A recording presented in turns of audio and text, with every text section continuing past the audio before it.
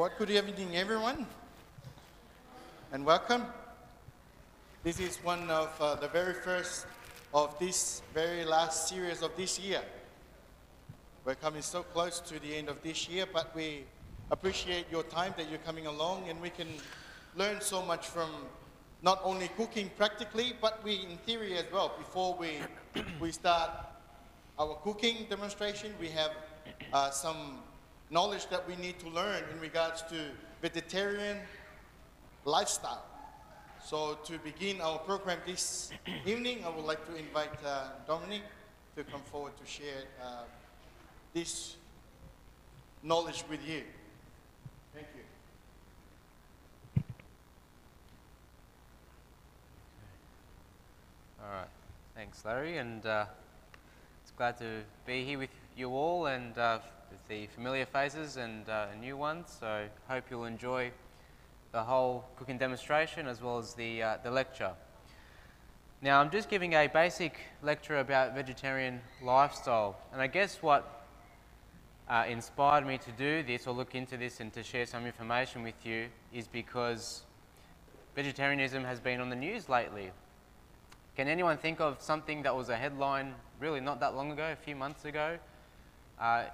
Some things were about vegetarianism or veganism, some things were about the effects of eating red meat. Does anyone remember? It wasn't that long ago. It was pretty big on talkback radio. You would have Ray Hadley talking about it and a few things.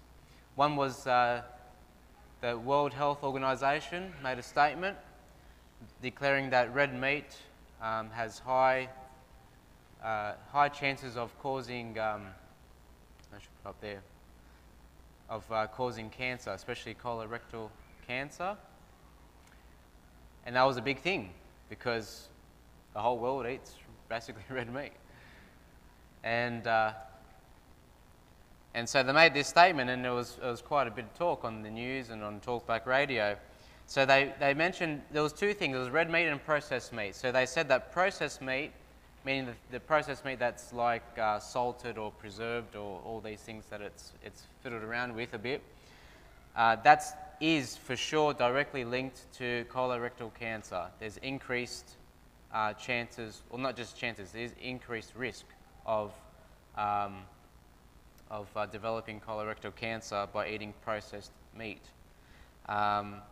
As well as having associations, it wasn't conclusive, but it was associated with stomach cancer and, just stomach cancer, yeah. And then they talked about red meat, and they said that the strongest evidence that it leads to was a strong link, but wasn't limited to causing colorectal cancer as well as processed meat. And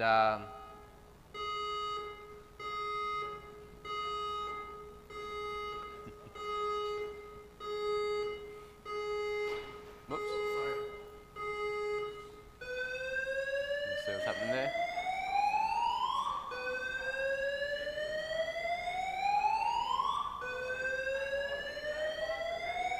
Something going on in there, is it? That burn something? I don't know.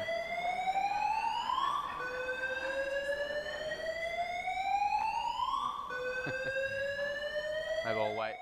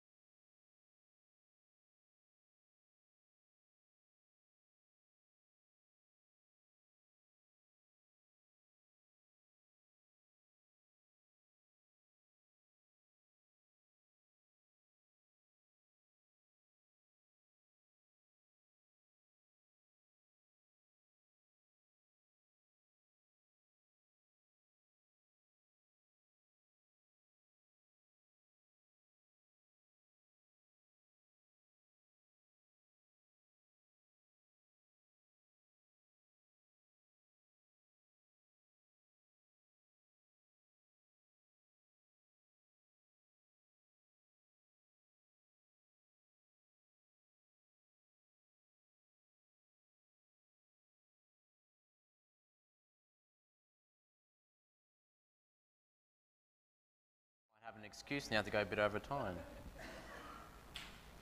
Okay, so we'll just continue on. So I mentioned red meat was strongly linked, but wasn't exactly conclusive, but they do have it is strongly suggested that it is linked to colorectal cancer, and there's also evidence of that consuming large amounts of red meat is also linked with pancreatic cancer and prostate cancer. So these things have come out, and everyone was talking about it, and it's like, oh, you know, and some, I guess, influential people are either putting it down or putting it up, whichever way. Anyway, it was news. The next news was these parents, but especially they mentioned about the mum. They were vegan parents, and they had to go to court. These were in Sydney, South Sydney, I think, and they were alleged to, or they were pleading not guilty to child neglect charges after they allegedly fed their toddler a strict vegan diet, and the implication was the toddler had to be hospitalised from malnourishment and was severely deficient in nutrients and had rickets, which is caused from vitamin D, lack of vitamin D. So that was in April this year, and this hit headlines pretty big. And what I found interesting is that you know, like when this comes out, there's a big focus, or especially a negative focus, on vegetarianism. It's poor diet. You know, look at what happens. And it's almost like it's a show. It's made to be a display of, look at what a vegetarian diet does. Malnourished kids, you know, basically. That's the impression. They don't say that, but that's the impression that you get. And so, you know, as soon as it comes up, there's a stern warning against it and what you should do and so on. But, you know, like when I see a story or when I hear a story like that, there's a lot in the background that we really don't know. You know, like some things that I would ask is, well, what was the actual diet that the parents gave to the child?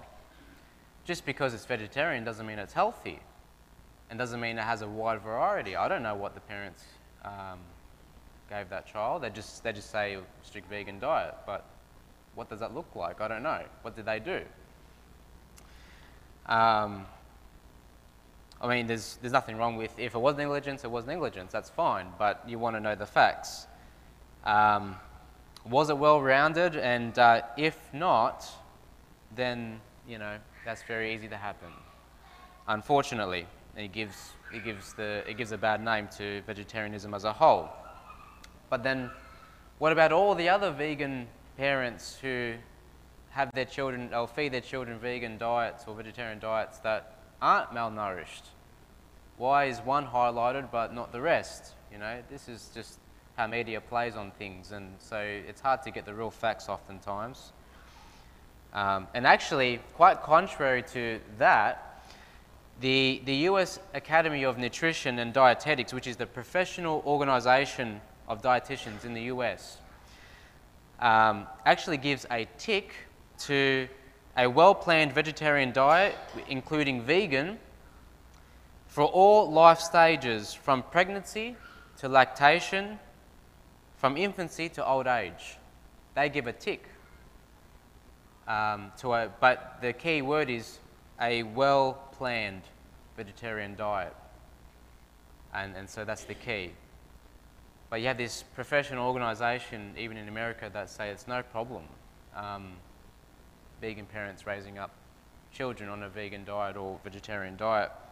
Actually, a Sydney dietitian who specialises in plant-based nutrition said that some people react as if raising children on a vegetarian or vegan diet is a health crisis, when the real crisis is childhood obesity.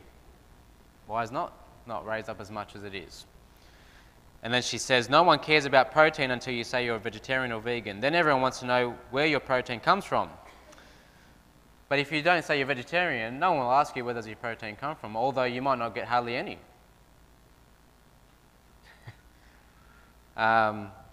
And then she says, but adults and children can meet their protein needs with high-protein plant foods like legumes, tofu, nuts, and whole grains. And another dietitian, Kate Marsh, who's co-authored a number of papers on vegetarian eating, published by the Medical Journal of Australia, she says, or she implied that there are instances of children having health problems as a result of vegetarian diets, but they're usually extreme diets such as macrobiotic or fruitarian. So they're extreme versions of vegetarianism, and usually the parents that bring that onto the children, there tends to be problems, and so it's not a well, as the other one said, a well-planned vegetarian diet. Okay, and then you got, this might be interesting, why have I got this here? Because you've got fast food outlets who are offering vegan options. That's a craze. Such as Hungry Jack's offering now a full-on vegan burger with vegan mayonnaise. And you got McDonald's, I think, trialing it, and Domino's Pizza offering vegan cheese, crust pizza offering vegan options. You got Grilled, who offers vegan burgers.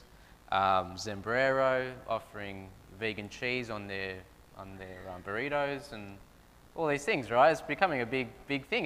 The demand is there, and so they're offering it. And a research organisation called Roy Morgan, between 2012 and 2016, numbers of people who claim to be completely or almost vegetarian, meaning they might eat meat, but most of the time they're vegetarian, rose from 1.7 million to 2.1 million in Australia. And the fastest or the greatest growth has been in New South Wales, but it's a huge growth. And another research company says that Australia is the third fastest growing market for vegan foods in the world. Third fastest is Australian market for vegan foods. So the demand is, so people are getting on board. It's becoming actually very trendy, even though you have these other news of vegan mums, being sort of shamed on media. Nonetheless, the statistics are sort of climbing.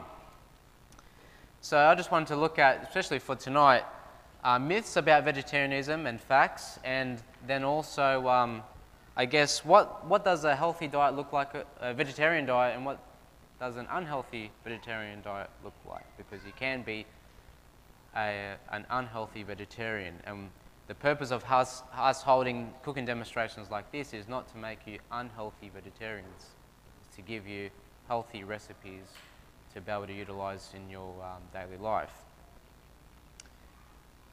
That's the vegan burger there. Okay, so just just a few. I've just got a handful of myths and facts. So one myth is that vegetarians don't get enough protein.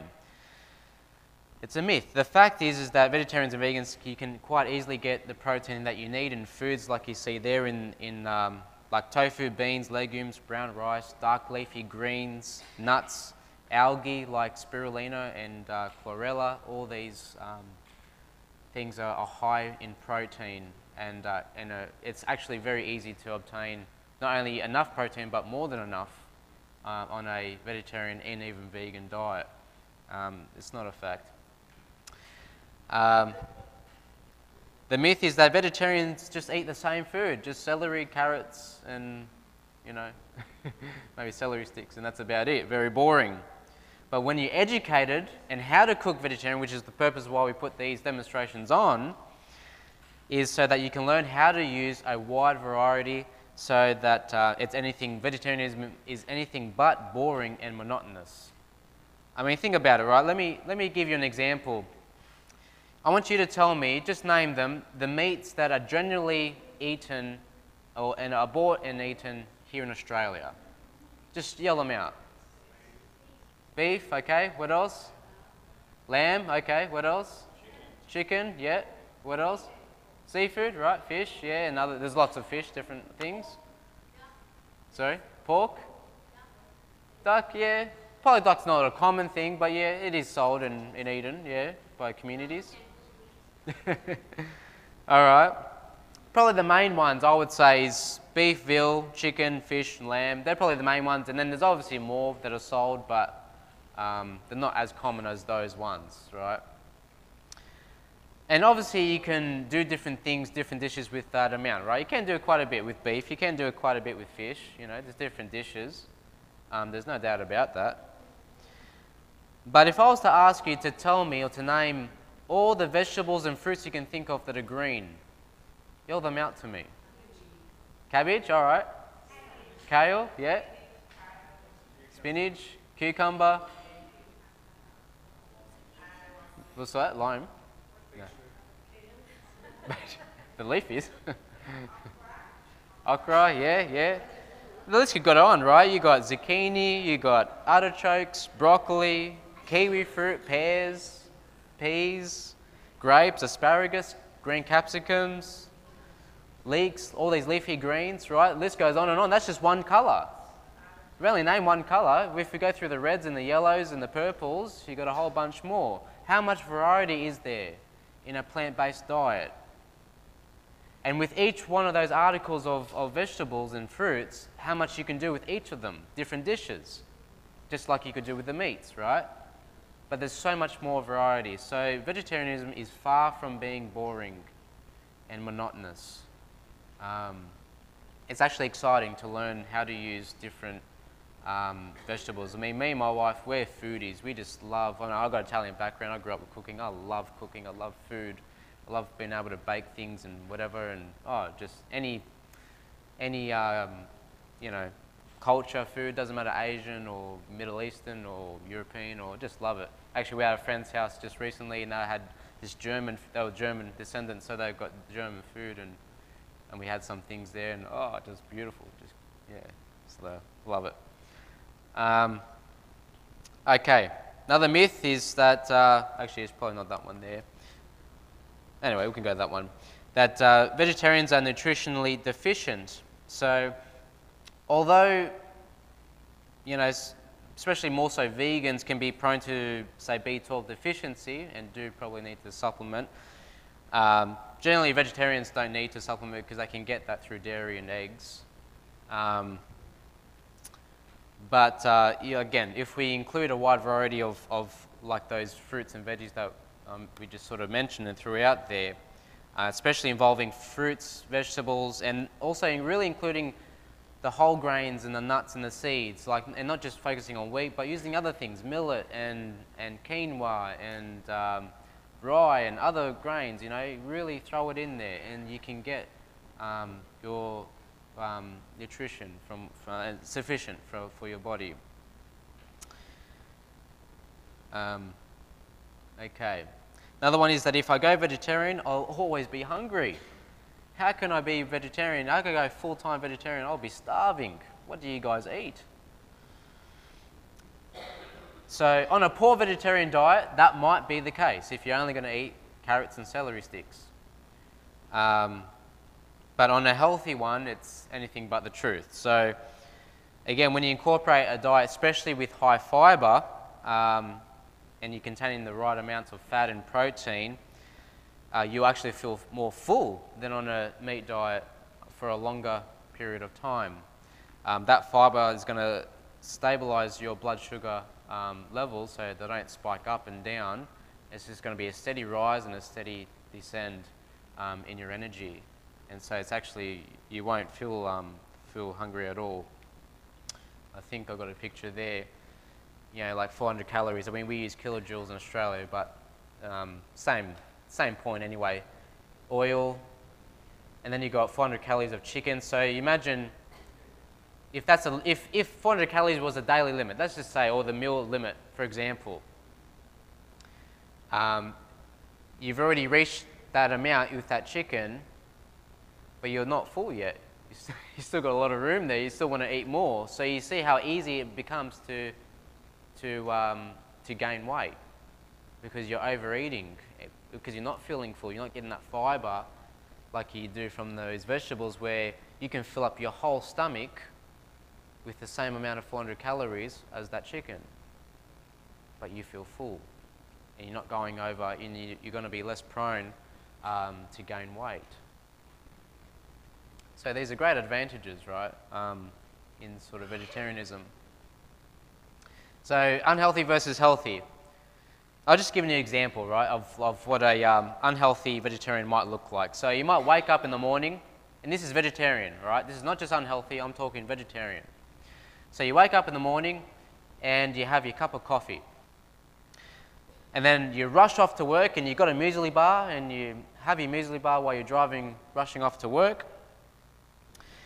And then once you get to work and you're there for a bit, then you have a break, and on your break you might have a sandwich, a sliced white bread sandwich with margarine and tomatoes in between. Tomatoes is good, yeah. And then you might have a bit of coffee just to wash it down. Then you work a bit more, and then once lunch comes around, you might just put the 2-minute noodles in the microwave and heat them up. And you might have a cucumber with it, just to feel a bit fresh and make yourself feel a bit more happy about it. And then you work, and you eventually, I should say, after you've had all this salt and everything, then you realise, oh yes, I'm so thirsty, and you might just throw back a nice big glass of water, during that day sometime. And then once you finish work, you were going to get ready for dinner, and you just realise that Hungry Jack's has vegan burgers. So you go through, drive through, and go to the Hungry Jack's to get this vegan burger and chips, and you get your takeaway, and you take it home, and you get home, and you just want to sit down on the couch in front of the television and just eat your Hungry Jack's vegan burger, and just relax and watch MasterChef and dream about all these dishes that they're making, and then you might just have a coffee to finish the day and go to bed. It's a vegetarian. It was a vegetarian person, right? There was no meat in that.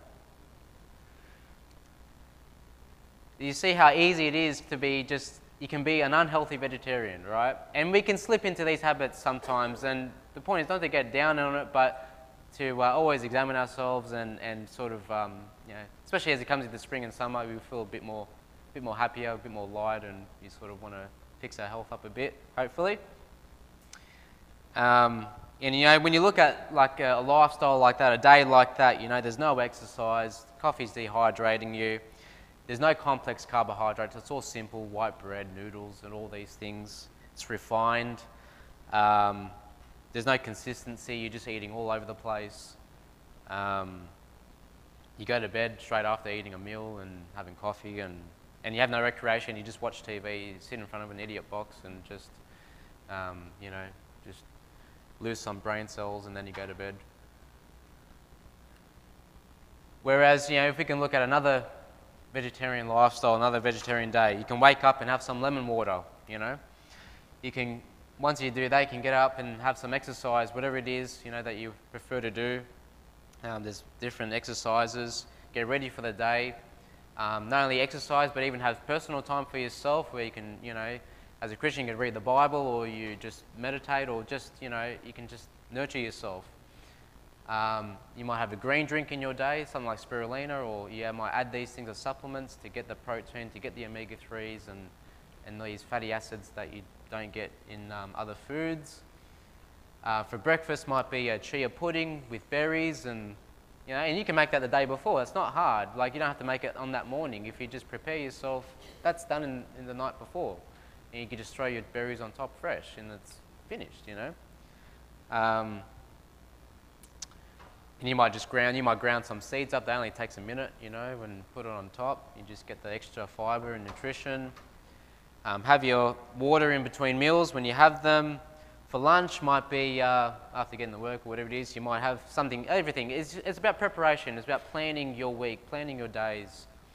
You might prepare to have brown rice and black beans, and even black beans you can put in a slow cooker the night before. By tomorrow morning, it's done. Things can be easy for yourself. You can make things. I know we live in busy lifestyles, but we have to. Our body is important, and if we want to live for ourselves and for our children, our grandchildren, we need to take care of ourselves. We need to think about these things. So you might have brown rice. You might have a serving of vegetables, steamed vegetables, salad, whatever it might be, spinach and tomatoes and cucumbers, whatever it might be. And then, after your day's work, you might come home and depending on your metabolism, you might have a light meal or you might just be able to have a juice and that might be sufficient for you. Me, myself, I can have just a juice in the evening, that's enough for me. Whereas my wife, she will eat 3 to 4 meals a day because she just has a high metabolism. She goes through it. So you got to know your body and what works for you. And you might have some time to read a book or to pursue a personal project. Have a personal project to pursue and to do, not waste your life in front of a TV or a screen. And go to bed, when you can feel refreshed. So you see how much different it is, like they're both vegetarian, but one's going to be thriving and the other one's only going to be surviving. And so we want to thrive and not just survive. And just to finish off with, just give you an example of what, this is not, this is not law as far as in vegetarianism, but this is just a guide. So don't take it as a law, but as a guide of what an ideal plate look like. Whoops.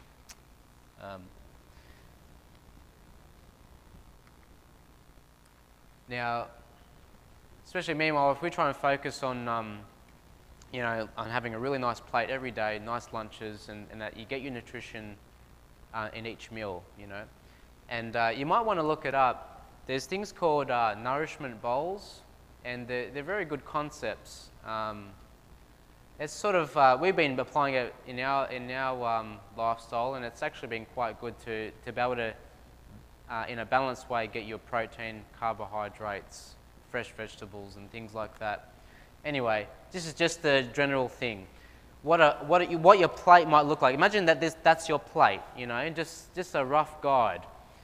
You're going to have, about 35% of complex carbohydrates. That might be your rice or your quinoa or something. Your healthy fats are only going to be small because they are high calorie or high kilojoules, so you're not going to need too much of that, but you're going to have your extra virgin olive oil or with your food or flaxseed oil or something. You're going to have about 15% of your plant protein, so you're looking at things like like beans and what else? Quinoa is also pretty much a complete protein almost, and tofu and things like that, right? Protein foods. You're going to have a nice portion there. 35% might be another amount of, this would be probably between steamed veggies and even fresh. You want to have fresh vegetables as raw if possible, so this is going to be your salad. But make your salads nice and interesting. They don't have to be just leaves. They can be, you can have a bean salad, you can have beetroot and carrot, and you can have whatever, just really nice salads. And it's going to be raw, and it's going to give you that more nutrition. It's going to give you your enzymes that you miss out in other meals where it's cooked and everything. Mind you, you might not get all the enzymes in, say, your cooked brown rice and beans, but you're going to get your protein and other minerals that you don't get in your raw. So they all work together. I like raw food, but I don't believe in only a raw food diet. I believe in a balanced diet with cooked and raw, and incorporating it all. And then your smaller on there, 5%, is just going to be those extra nourishing things. Like you might put, you might have sauerkraut, probiotic foods. Or you might have nutritional yeast. I think we saw that down there where it's got that B vitamins. You might just throw it on top of your salad or on top of your food. And other things there. Or that 5% also, even if you look at it as throughout the day, you're going to supplement your day with extra foods like grinding seeds or having those spirulina drinks or those other green drinks or juices or other things where you just get that extra nutrition. And obviously you'll try to avoid all those refined carbohydrates and sugars and alcohol and smoking and all those typical things that most people know. So anyway, I'll leave it there. So I hope that just gives you a bit of a view. I hope it encourages you to be a healthy vegetarian, make positive choices in your life, really think about your plate and make it fun for yourself and for your family. Thank you.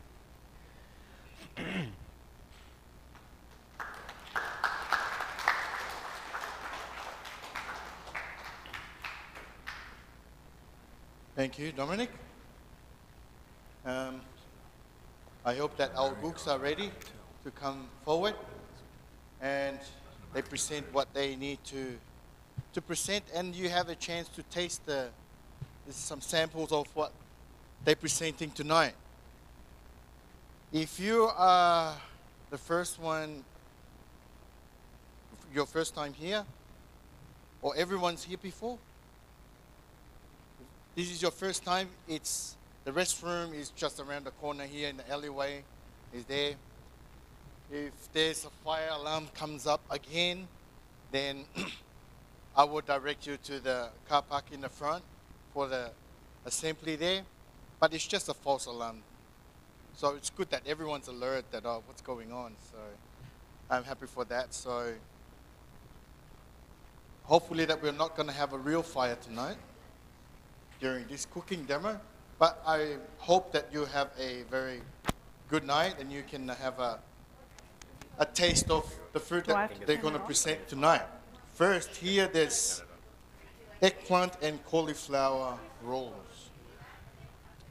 Sounds tasteful already. So if you need a copy, everyone have a copy of you can take it with you and you can try it out this week and then come next week on Monday again, same time, and you can share to us whether it was burned or was salty or whatever it turned out. And you can make it yourself, and you can also experimental while you're cooking. So I'll pass it on to Rosetta to start off for tonight. Thank you. Good evening, everybody. I hope you're all nice and awake. You all got adjusted to daylight saving all right? No? It's a bit hard, isn't it, when you wake up and you think, I used to wake up at 6:30, now I'm waking up at 7:30. What's going on? Okay, tonight we've got some eggplant rolls, a little bit different, sort of like an eggplant parmigiana, but different. So first thing that I have done is I've grilled them all. Grilled the eggplants, cut them 1 centimetre slices, and grilled both sides. And I just used and it's got the grids on it. It's a heavy cast iron one that I've put on my gas stove, and just 2-3 minutes each side, just so it gives the lovely marks on it, and it has a nice flavour as well. So that's what we're going to be using. Before we do that, I'll start with the filling that we're going to fill it up with. Now what we're filling it up with is cauliflower. We're making a cauliflower rice instead of your classical rice. So all I've done is just put some cauliflower through, what do you call it? Food processor, yes. Just put cauliflower through a food processor and just made like a rice. So first thing I'm going to do is soften it a bit.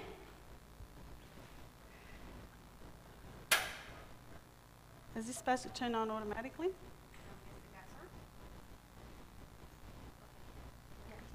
Try it again. Yay. Yeah, the alarm doesn't go off this time. Okay, in order to soften it, we just add a little bit of oil, a little bit of olive oil. And it needs to saute, I don't know, for about 5 minutes, 4 or 5 minutes. Just a little bit of oil, just to get it going. And while that is softening, I had an interesting situation on the weekend. I tried out this recipe, and I thought I'll bring it to church, and I'll try it out. and give it to a few people to try, to see what they think, to see whether it's good enough to show you people. And I had it on the bench sitting, and someone was very diligent and put it in the oven. My mum came racing out to me. She said, "They put your thing in the oven. Is it supposed to go in the oven?" I said, "No, it's supposed to be like a salad." You know, I raced inside to get it out of the oven, but it had already been in the oven for about 20 minutes or so. And I said, "Oh, well, we'll have to try it this way to see what it's like." And it actually tasted good. So you're getting the salad version tonight. But if you like, you can always put it in the oven and it tastes good as well. So you can do it either way. So it's like an entree dish, something you can do before a nice hearty meal. So that's sort of turned colour a little bit. So I think that's it. That's all we need, just that little bit. I'll leave it to the side here just to cool a bit. It says on the recipe that you can put it in the fridge to cool it down quicker. But for this purpose, we'll keep going. So the next thing that we need a dressing for our cauliflower. What we're putting in our dressing, we've got some chopped up red onion. So we'll just put that in a little bit of oil. Garlic.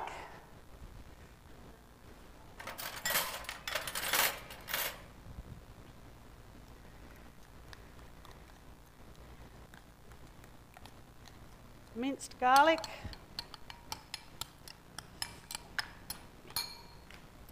Lemon juice.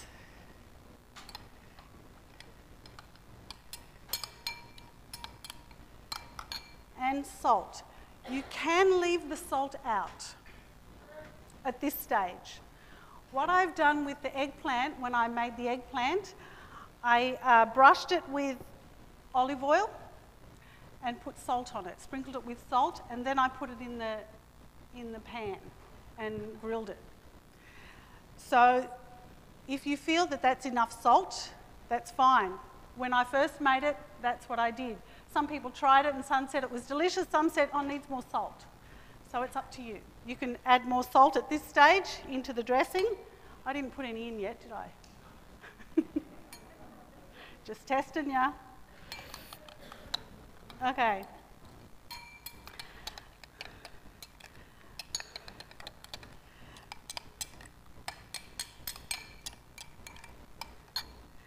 And then you add parsley, just chop parsley. And chop mint. It gives it a nice, fresh, tangy flavour.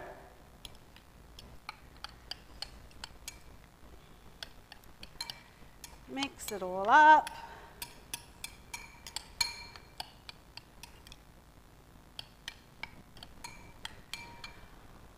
A dish to plate it up on. Just give me a plate. Just a plate, yeah. So our cauliflower is cooling down.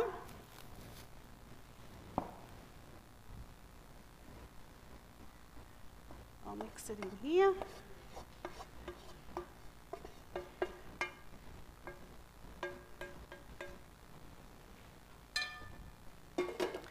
Now what I've used here is smaller than, it's less than your recipe says, just for demonstrating purposes.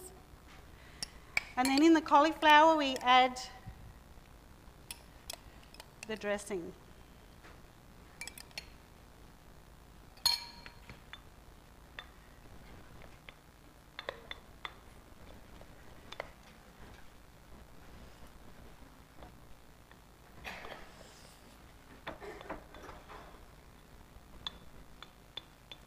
Thank you. Yeah, it's fine, thank you. Okay, now comes the fun part. Very easy. I've got one here, thanks. We just grab an eggplant. When you Ready? Enjoying your food. Okay, we just grab an eggplant. I put it on the palm of my hand. You can do it on a plate. I just find it easier this way. You add the stuffing.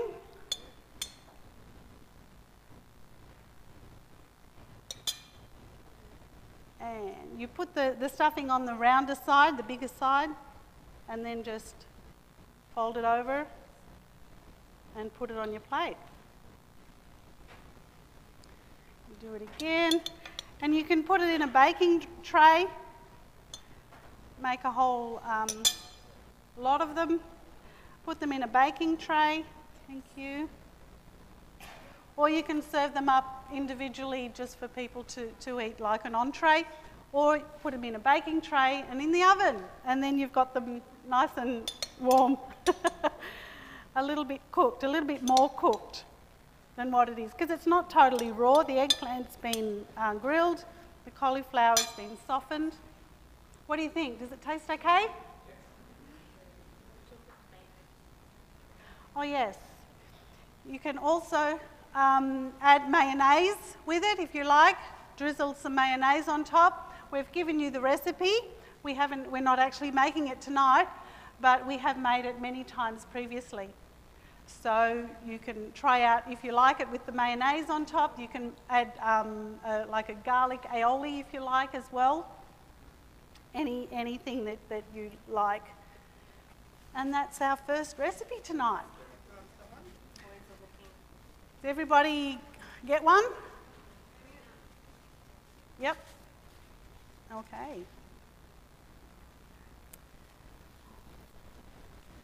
Thank you, boys. Very good, thank you. Thanks, Rosetta. I can see that everyone's busy. Yeah? I haven't tasted yet, but I can tell from your facials that you're really concentrated there. So I can approve. It tastes really nice. Yeah, so thank you very much for that. It looks so simple, yeah? So you can try it out at home. It is. While the kids are going to school next week. So you can try it out and then you can taste it. If it tastes nice, you can finish the whole lot before they come home. And then you can make another one. And then by the time you come next week, you will be professional in doing that. Says it's still in the freezer. So let us know if you tried it out throughout this week. This eggplant. The one that's, as we're waiting for our next cooks to come forward. That's rubbish. Okay. Yeah, once these free. Okay. There you go. Okay, here she is again. Okay. There you go. You just Round got two. the kins for Next one. the next round. Okay, thank you. Take it off. Thank you. The next one we're doing is a real yummy one. It's actually a good hearty winter one. We're sort of at that stage where it's not quite warm yet, so we thought, yeah, we can do this still. So we'll try this one. Those of you who like sauerkraut will love it. If you don't like sauerkraut, I'm sorry. You don't know what you're missing. Okay, so firstly, what we're doing with this one, firstly, cook your pasta. Just any type of pasta that you want. I've made macaroni. You can use shells, you can use even the thick linguine or something, anything, you know, spaghetti even, if you like that. So it depends what you like. So the first thing we have to do is brown off some onion. So we'll start this again. A little bit of olive oil. We have onion, just diced up onion.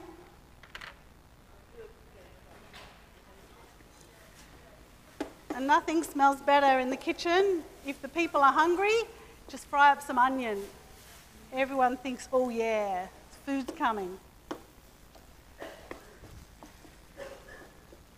For this recipe, I've used Chinese cabbage because I find it's a little bit softer, not so coarse as your regular cabbage. You can use this. You can use the regular cabbage as well if you'd like, but you probably need to fry it a little bit longer. I've used the Wombok Chinese cabbage. You can use Savoy cabbage. You can use regular cabbage. Plus sauerkraut. Does everybody know what sauerkraut is? It's cabbage that's been left to ferment, I suppose. It's pickled cabbage. Yeah. You can actually buy the sauerkraut from downstairs in the shop now. You've got it downstairs if you're wondering. So I'm just frying up the onion a bit. Depending on your sauerkraut, how salty it is and how much liquid is with your sauerkraut. That'll determine how much salt you add. You may not need to add any salt because your sauerkraut will have enough flavour to flavour the whole dish. So when the onion is starting to colour a little bit, can you see that? It's just starting to change, just starting to caramelise a little bit. We'll add the cabbage. This is just shredded up with a knife, quite fine.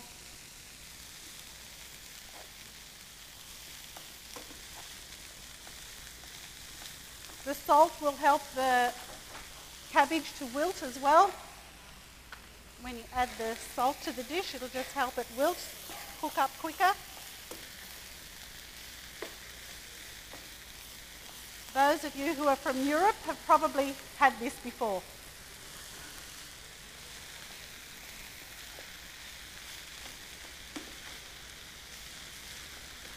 Some people make it wholly with sauerkraut without adding the fresh cabbage. You can do that as well. You can just have sauerkraut. But I find this gives it a little bit more texture. Not quite as strong as just the sauerkraut. Very quick and easy to make. It's not hard at all. Not many steps to go through.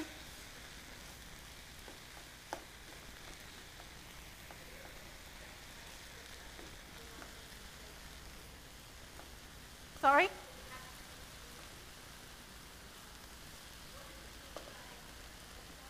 Wombok. What does it look like? It's, I should have left one. It's long. It's long and it's got very thick white sort of stem, and the leaves are not quite as dark as a regular cabbage. They're much lighter. They're frilly and much finer than a regular cabbage. Yeah. And it's long. It's not the round one. It's quite long.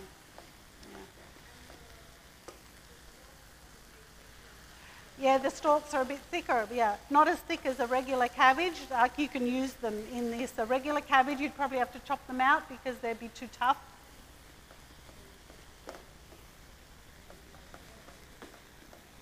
So now that's wilting down quite good. I can add the sauerkraut into it. The sauerkraut gives it a really lovely flavour.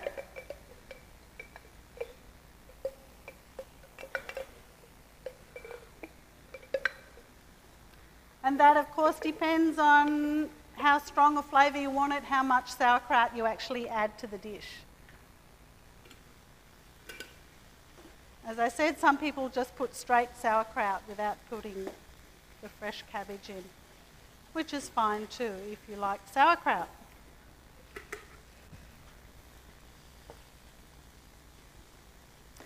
Okay, it has to cook down quite a bit so that it's... But then again, I suppose you can have it half raw too. It's still edible. But we usually cook it well.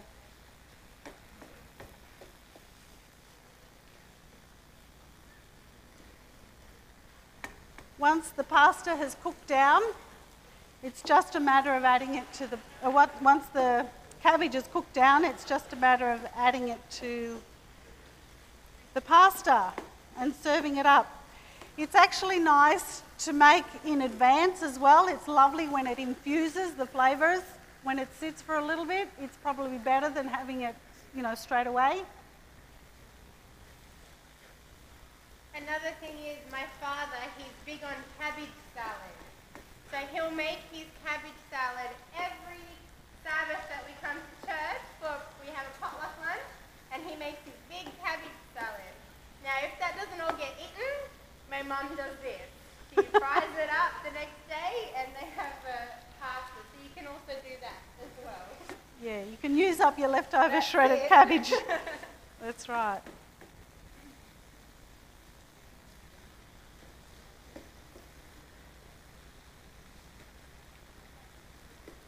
Okay, what do you think?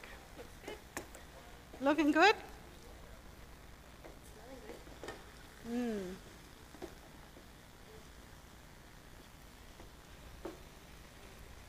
That'll do us. What do you think? Yeah. Yay. Oh, I like this new stove. Works well.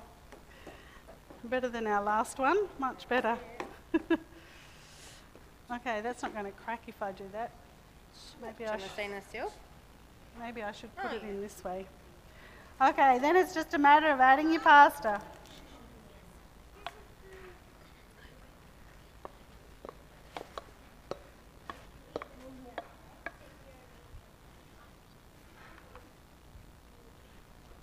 What do you think? Okay? Quick and easy, yeah. It's a very good lunch or dinner to have. Sunday morning brunch. It tastes good the next day too.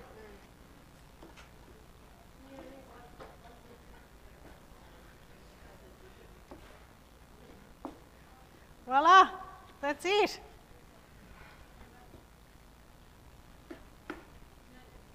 All done. Yeah, you can do that if you like a bit of pepper.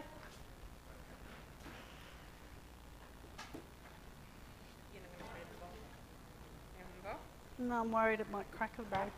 Yeah, I'll leave it in this.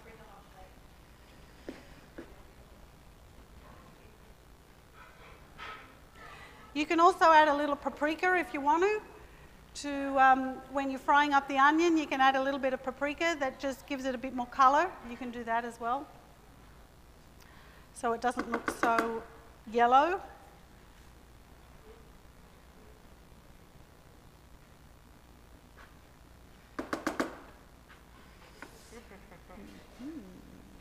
So you'll bring a hot plate? Oh, I did.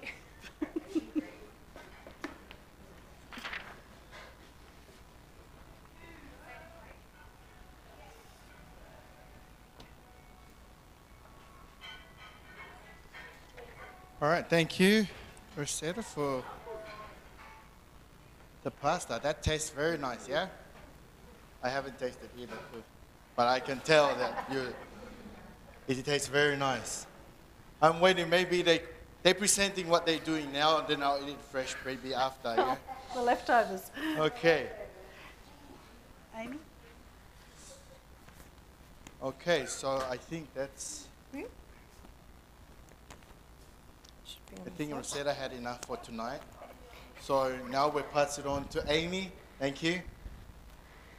So I'm sure everyone's thinking, where's Joe? I don't know either. And that's why I'm here. No, he's not well.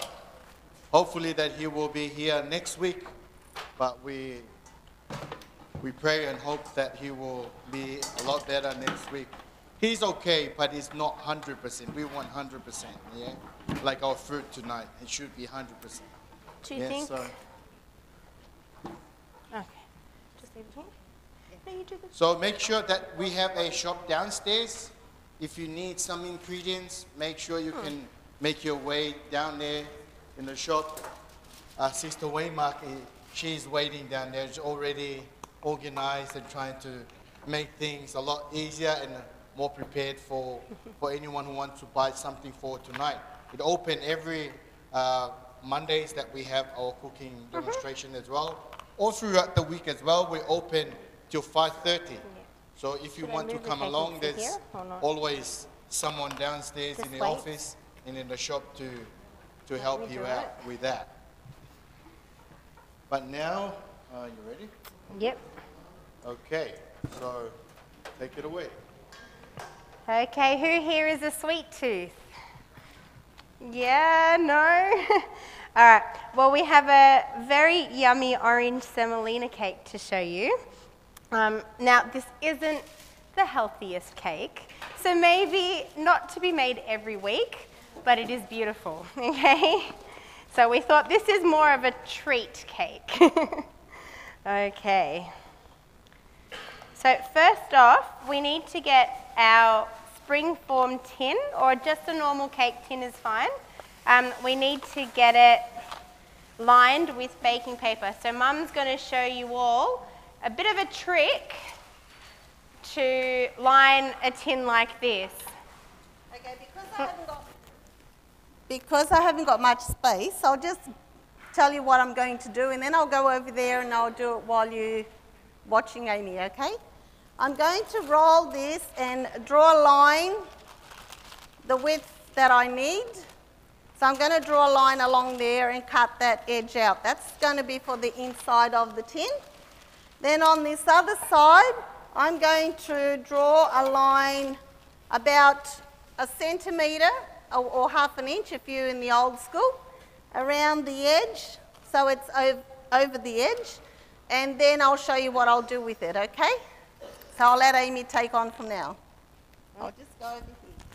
All right, if you just have a normal square tin, anything works. This one I did in a loaf tin.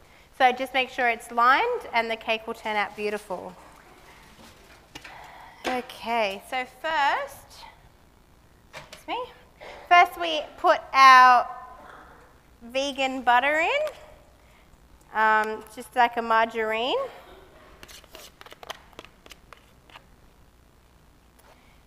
You pop in your sugar and your orange rind. And then we're going to mix that all up together to kind of cream it. So it goes into a really nice creamy consistency. That'll mix. Alright. So we'll leave that mixing while we get our other ingredients going. First, remember to preheat your oven. And just a slow oven on 160 degrees. Now, while that's doing that, we're going to use an egg replacer. So this cake doesn't have any eggs in it. We're going to replace it with the egg replacer.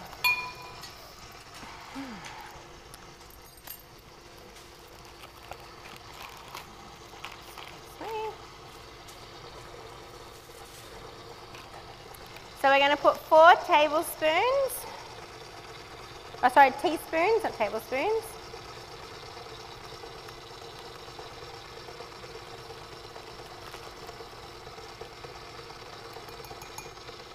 I just want to borrow your microphone. When I drew the line, okay, when I drew the line and I did it a little bit further away from the edge, I'm going to cut it just inside the pencil mark so I don't get the pencil into the paper, all right? Sorry, no, it's all right. Can I please get a spatula? Thank you. All right, sorry. So then to the egg like powder, I've done 4 teaspoons of that one. I add 8 tablespoons of water.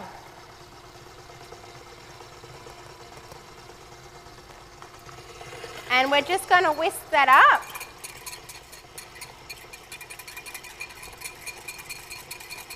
As you can see, it gets nice and fluffy.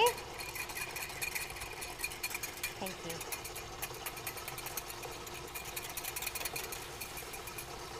Can you see how that's gone really good? Really frothy. Okay.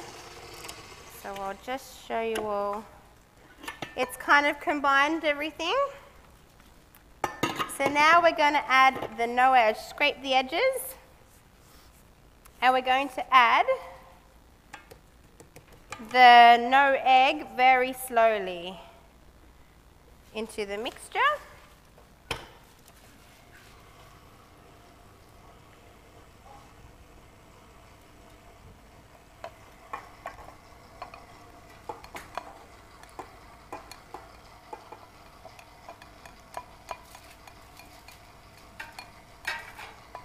Okay. And then you can increase the speed once it's in and just combine it all together. You may need to use the spatula a little bit to get the margarine off the sides, the butter. Okay, here's another way of doing it. Spray your tin, the bottom of your tin with oil, and then place it down, and then you just cut it around it. Okay? So you can do it that way as well. If you don't want to draw, you can do that. Okay. All right, so you'll see this in a second. See how it's all combined? Easy? All right, so then whoa, that wasn't so good. Okay, so then we're going to add our semolina to that. Now, if you'd rather have a more corny consistency, just add polenta instead of semolina. So both work. So if you want to change it up a bit, that's fine. So add the flour, a little bit at a time.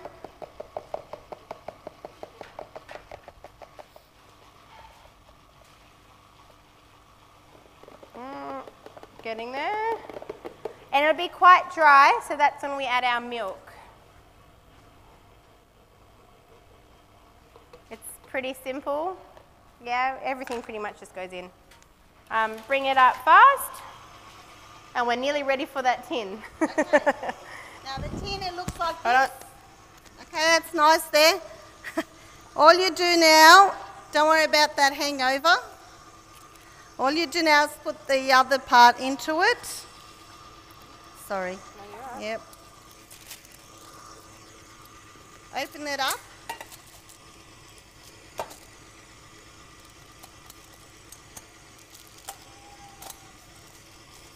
It's not happening for some reason. It's not in. Yep. It's always the way. When you're not doing it at home, it's always the way. But anyway, I'll get it yet. Lift it up. No, it doesn't want to stay. Don't know why. Sorry. Might be a bit of a I'll go over here. fiddle with it. All right, so while she's working that one out, you can see our cake batter is all done. Look at that, isn't that a beautiful consistency? Scrape the edges, because the rind tends to get stuck. If you just have a hand beater at home, I'm pretty sure it'll be fine with a hand beater as well. Just takes a bit longer, that's all. You'll scrape the edges, and then this will go in the tin. Got it? All right. Got it. There we go. It's nice and firm, and it's ready. Then we put in the sides. Give Oops. that a little spray as well in the tin. And you just put that as an insert on the sides, and then your tin's ready. Thank you. Yeah. Perfect. Thank you. Got your nice lined tin ready for you to use. Sorry All right. about that. That's I don't know what was wrong with that tin. so right, pop the batter in the tin and then pop it in the oven. It's as simple as that. Okay. All right, just flatten the top bit. That way.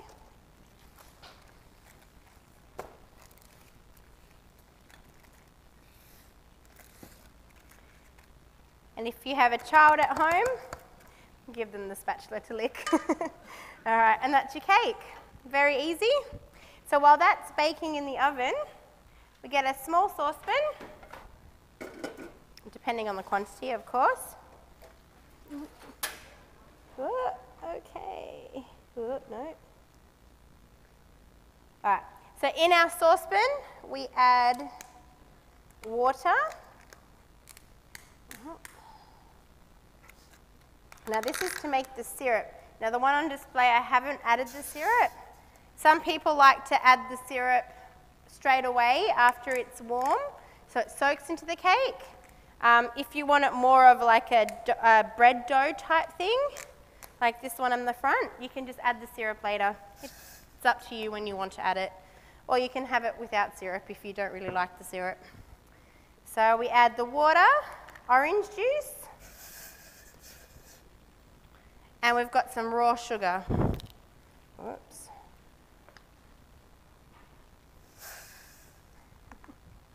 And you just bring that to a boil.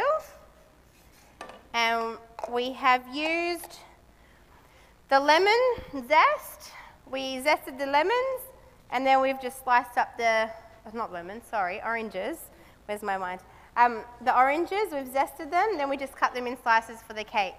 If you like the marmalade-y taste, which is a bit more bitter, you can leave the skin on. I don't like it, but a lot of people do. So it's your choice. You can leave the skin on, it'll just make the syrup a little bit more bitter. Bring this to a boil, so we're going to melt the sugar. Mom, you can go sit down. Go on. I'm kicking Mum out of the kitchen tonight because she's got a sore knee, and she shouldn't actually be walking on her knee. So that's why we're kind of kicking her out of the kitchen tonight. But you know, Mum, it's very hard for her to stay away. She wanted to come and make sure she was a part of it all still. Okay, so all the raw sugar has dissolved, and we'll bring it to a boil, and then we'll pop the oranges in. And then it cooks for about 5 minutes with the oranges in, and if you want it cooked longer, so the syrup gets a stronger taste, you can leave it on. I put a syrup on this afternoon, and I forgot it on the stove, and it actually turned into toffee. So we had toffee oranges out the back. But yeah, so the longer you leave it boiling, the thicker the syrup will get. Okay? So you want it into a really nice consistency. Oh, sorry, oh, no, okay. Really low flame.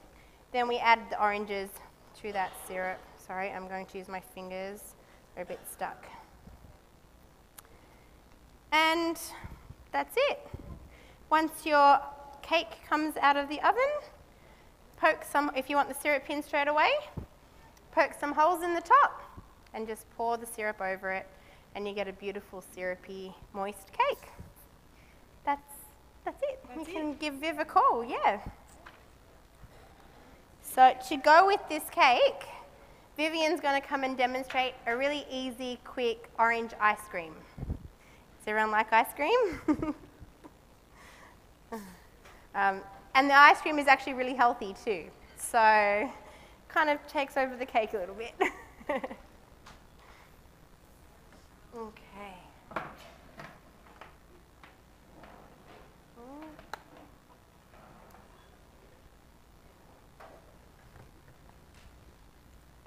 Thank you, Amy.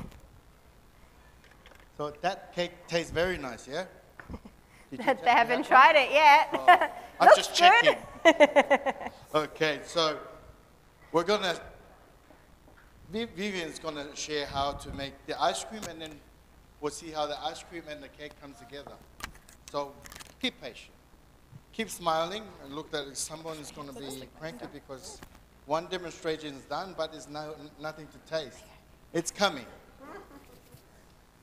Okay, so for the shop downstairs, just to remind you that the shop will open in the morning from 9 to 5:30.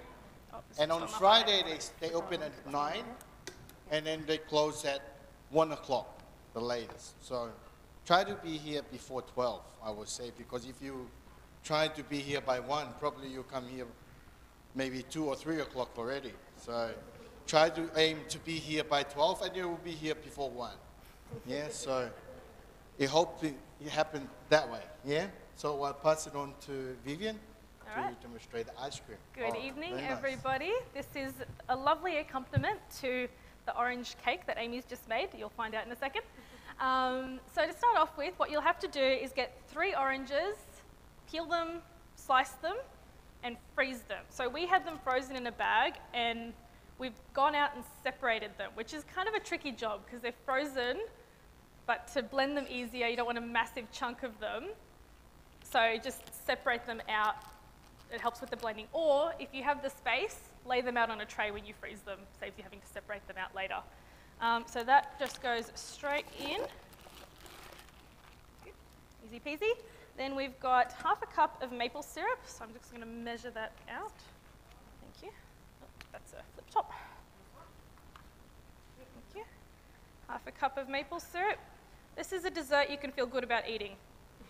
It's really healthy. It's all natural ingredients, mainly fruit. And the coconut cream just gives it a bit of that creaminess that you know from ice cream. It actually comes up really nicely. It is super creamy.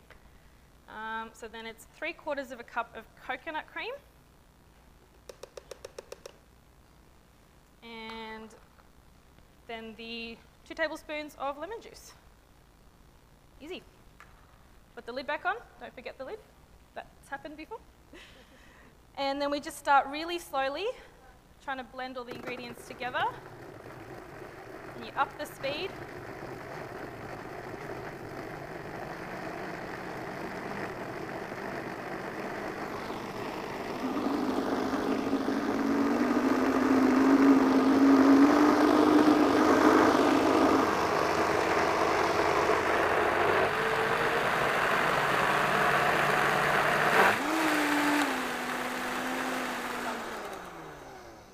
Yeah, you reckon?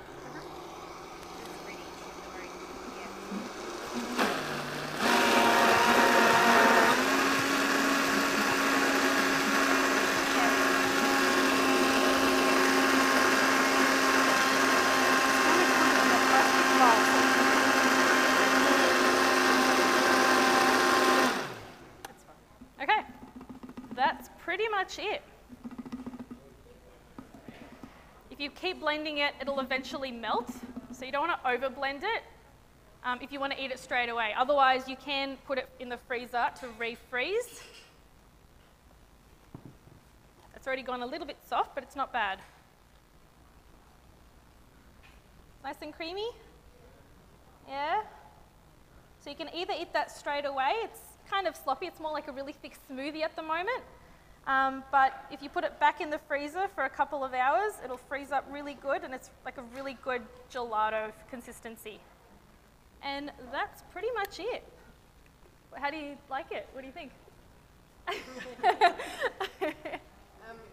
I see the mic? No. So with the cake, if you want it sweeter or not so sweet, you can add more syrup or less syrup. So if you want it really sweet, put lots of syrup on top. If you don't want it too sweet, put less of the syrup on. Also with the ice cream, if you're not a fan of orange, you can use strawberries, blueberries, raspberries, mango, banana, any frozen fruit makes a beautiful avocado, yes. For those that like sweet avocado, we do. My mum's from Brazil, so we grew up eating avocado with honey, and people would always look at us really weird, but it's a very big thing in Brazil to have it sweet. So I don't know about other places, but yeah, we've grown up eating the avocado sweet, and people look at us very odd. Well, I hope you have all enjoyed the food tonight, and I think we'll pass it on to Larry. Thanks, Larry. Oh, hold on.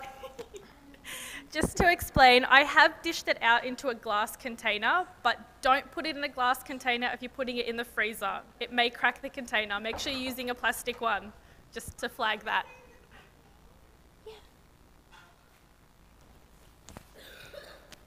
Very good. Thank you very much, girls. That was nice and quick. Ice cream. Oh, man, I haven't tasted it still. I was just standing there and looking at everyone eating, and I thought, oh, My stomach is full of saliva for tonight.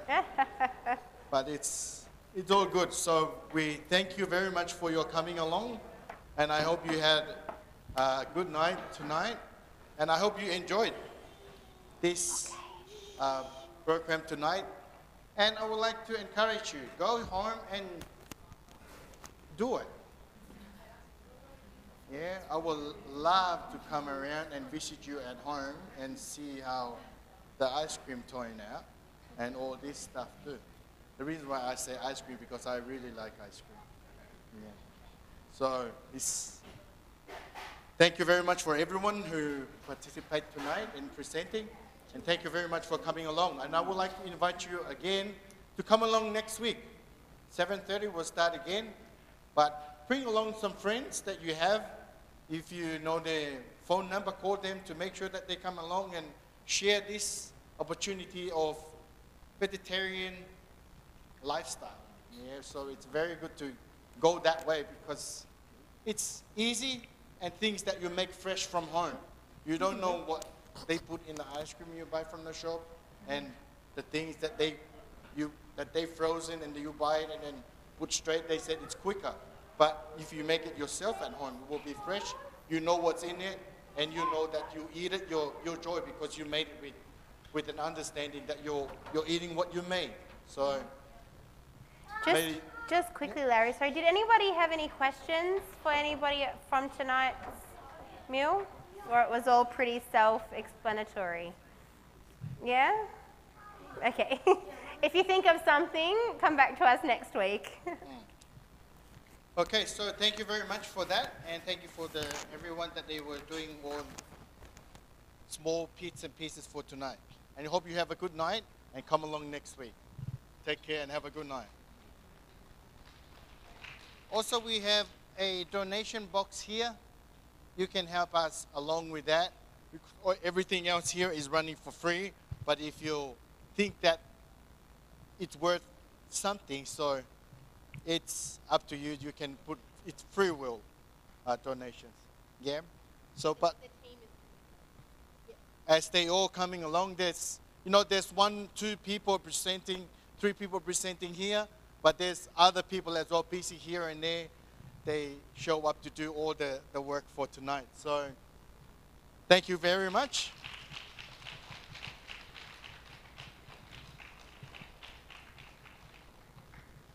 So to close, I would like to call on Brother Dominic, if you can offer a prayer to close our cooking demonstration tonight.